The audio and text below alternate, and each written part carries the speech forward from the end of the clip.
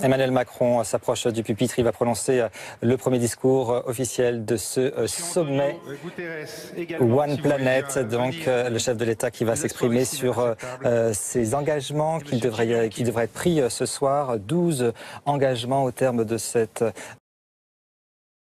ce sommet. Il va parler aussi financement. Le chef de l'État est donc accompagné du secrétaire général de l'ONU et du président de la Banque mondiale qui a décidé aussi de s'investir pour la protection de la planète.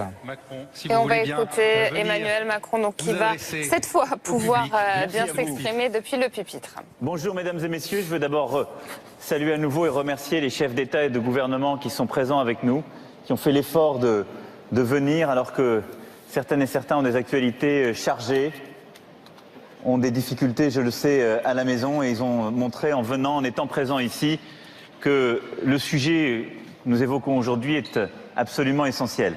Puis je voulais remercier mes deux autres co-chairman, Antonio Guterres et Jim Kim, d'être présents parce que depuis longtemps, leur engagement pour la lutte contre le réchauffement climatique, pour la cause qui nous occupe aujourd'hui, est réel, essentiel, et eux aussi ont des actualités que je sais très chargées. Leur présence à Paris dit beaucoup. Surtout, je voulais en quelques mots, parce que ce qui compte, c'est les engagements qui vont être pris et tout ce qui va se dire durant les 3 panels. Je vais vous dire que ce qui est en train de se jouer ici est une nouvelle étape de notre combat collectif. Et je le dis devant beaucoup de jeunes qui sont présents dans cette salle et que je veux aussi saluer. On est en train de perdre la bataille. Il ne faut pas se tromper. On passe un très bon moment, tout est formidable parce qu'on se retrouve, il y a beaucoup de gens qui s'apprécient ou qui se découvrent, et ça peut paraître un très bon moment. Mais on est en train de perdre la bataille. Alors ceux qui étaient avant nous avaient une chance. Ils pouvaient dire on ne savait pas. Et c'était vrai.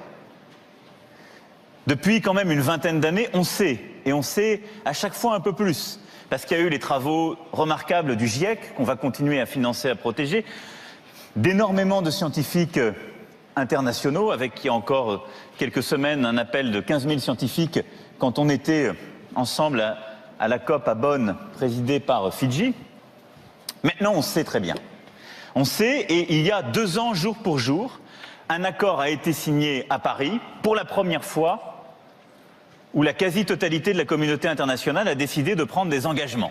Alors certains ont dit c'est pas assez, ces engagements ne sont pas fermes. Il y avait déjà un début, c'était la première fois. Nous sommes 2 ans après cet accord de Paris. Donc on sait chaque jour un peu plus la gravité de ce qui se passe. On a signé un accord. Et qu'est-ce qui s'est passé entre-temps? Il y a des décisions ou des velléités de quitter cet accord. Très mauvaise nouvelle. Et si on est là, ici aujourd'hui, c'est parce que beaucoup ont décidé de ne pas forcément accepter la décision du gouvernement fédéral américain de quitter l'accord de Paris.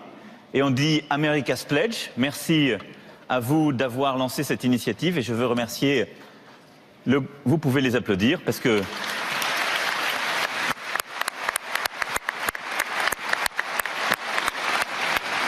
le gouverneur Brown de Californie, Mike Bloomberg, et tous leurs amis qui ont dit nous on va remplacer ce qu'allait faire le gouvernement fédéral américain et nous, les États, les villes, les acteurs du privé, on va prendre notre part. Bon, très bien. Mais néanmoins, l'accord est fragilisé. Mais deuxièmement, on ne va pas assez vite. Et c'est ça le drame. On ne va pas assez vite. Si on continue sur notre lancée, on est, là où on s'est engagé à une augmentation d'en moyenne 1,5 degré, on est à 3 degrés et demi. Enfin, ça n'a rien à voir avec ce à quoi on s'est engagé. Rien. Et donc quand je dis qu'on est en train de perdre la bataille aujourd'hui, je veux que vous preniez conscience que derrière moi, il y a des chefs d'État et de gouvernement.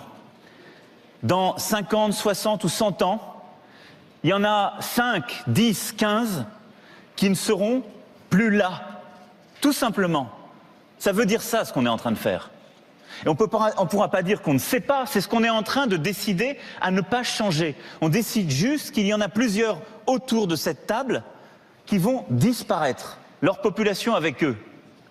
Et donc la question pour les leaders qui sont aujourd'hui présents, c'est de savoir si on veut accompagner ça, parce qu'on ne pourra plus expliquer à qui que ce soit qu'on ne savait pas.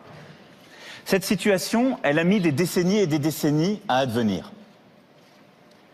Et normalement, on ne devrait pas bouger. Parce que nous, on est élus pour un temps donné. Et le temps où on est élu, normalement, on ne verra pas les conséquences. La communauté d'affaires, elle ne devrait pas bouger. Parce que le temps de gestion de son entreprise n'est pas du tout celui que je viens d'évoquer, de la disparition de ces îles, de ces pays vulnérables. Mais on doit tous bouger, parce qu'on aura tous à rendre compte. Et donc ce sommet, ce One Planet Summit, c'est pour moi le début d'une nouvelle génération.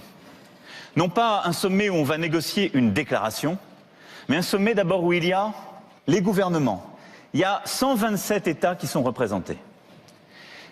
Où il y a les régions, les villes, c'est-à-dire toutes les entités publiques non gouvernementales, parce qu'elles sont des acteurs essentiels de ce changement.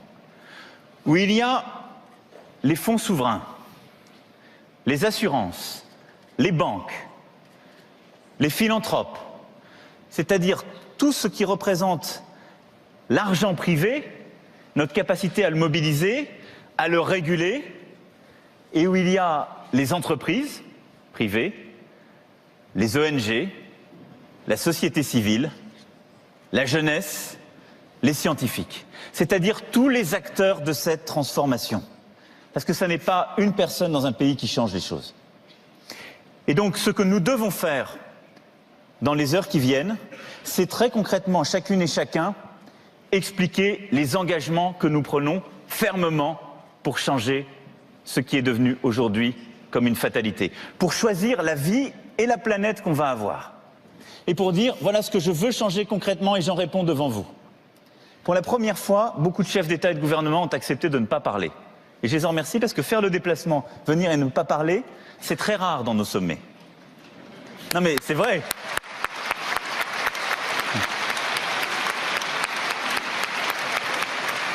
Mais parce qu'ils sont là, engagés et qui veulent aider tous les acteurs dans leur pays. Mais je le dis avant qu'on commence, tous ceux qui ont une annonce, un engagement fort à prendre, auront le droit à la parole en plus de ce qui est prévu. Mais je le dis à tous ceux qui ont prévu de parler, acteurs privés, financiers, philanthropes, etc., vous allez vous exprimer pour prendre un engagement. Et à l'issue de cette réunion, nous suivrons cet engagement les uns et les autres. Nous, on a pris le plan climat avec des engagements de fermeture de capacité, des engagements d'ouverture de renouvelables. Tout ça sera suivi, évalué, vérifié, parce que ce que nous entamons aujourd'hui, c'est le temps de l'action, parce que l'urgence est devenue permanente. Et le défi de notre génération, c'est d'agir, agir plus vite et gagner cette bataille contre le temps, cette bataille contre la fatalité, pour mettre en œuvre des actions concrètes qui vont changer nos pays, nos sociétés, nos économies, pour que nos enfants, et peut-être même nous-mêmes, nous puissions choisir notre avenir, choisir notre planète et pas subir le réchauffement, la disparition de pays vulnérables et une transformation profonde. Alors merci beaucoup pour votre engagement, merci d'être là pour continuer à mettre la pression sur tout le monde et je cède maintenant la parole à mes deux co-chairman. Merci à vous. Merci.